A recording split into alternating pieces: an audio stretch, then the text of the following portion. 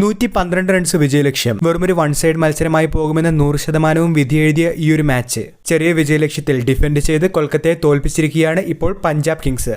അതുകൊണ്ട് തന്നെ ഇപ്പോൾ അവസാനിച്ച പഞ്ചാബ് കൊൽക്കത്ത മത്സരത്തിന്റെ സമഗ്രമായ ഒരു ചിത്രമാണ് വീഡിയോയിലൂടെ നിങ്ങളുമായി പങ്കുവയ്ക്കുന്നത്. വീഡിയോയിലേക്ക് കടക്കും മുൻപ് ആദ്യമായാണ് നിങ്ങൾ ഈ ചാനൽ കാണുന്നതെങ്കിൽ ഏറ്റവും പുതിയ ക്രിക്കറ്റ് അപ്ഡേറ്റുകൾക്കായി ചാനൽ ഇപ്പോൾ തന്നെ മറക്കാതെ സബ്സ്ക്രൈബ് ചെയ്തു വെച്ചേക്കുക.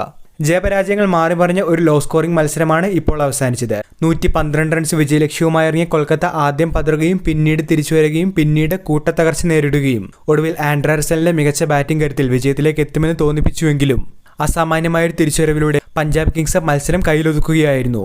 112 റൺസ് ചേസിംഗിൽ ഓപ്പണർമാർ നിരാശപ്പെടുത്തിയപ്പോൾ അജിൻക്യ രഹാനെ രഘുവൻഷി സഖ്യമാണ് കൊൽക്കത്തയെ വീണ്ടും മത്സരത്തിലേക്ക് തിരികെ കൊണ്ടുവന്നത്. ഒരു ഘട്ടത്തിൽ ടീം അനായാസം വിജയത്തിലേക്ക് നീങ്ങുമെന്ന് തോന്നിപ്പിച്ചുവെങ്കിലും യുസ്വേന്ദ്ര ചഹലിന്റെ പന്തിൽ തെറ്റായ ഡിസിഷനിൽ ഇന്ന് രഹാനെ പുറത്തായത് തന്നെയാണ് മത്സരത്തിൽ വഴിത്തിരിവായി മാറിയത്.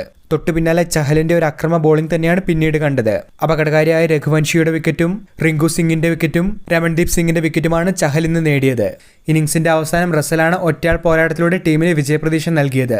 എങ്കിലും നിസ്സാരമെന്ന് തോന്നിപ്പിച്ച വിജയലക്ഷ്യത്തെ ഭദ്രമായി തന്നെ ഡിഫെൻഡ് ചെയ്യാനായി ഇപ്പോൾ പഞ്ചാബിന് സാധിച്ചിരിക്കുകയാണ്. ടൂർണമെന്റിലെ 4ാം വിജയമാണ് ഇപ്പോൾ പഞ്ചാബ് സ്വന്തമാക്കിയിരിക്കുന്നത്. വീഡിയോ അവസാനിക്കുന്നു. പുതിയ ക്രിക്കറ്റ് അപ്ഡേറ്റുകൾക്കായി ചാനൽ ഇപ്പോൾ തന്നെ മറക്കാതെ സബ്സ്ക്രൈബ് ചെയ്തു വെച്ചേക്കുക.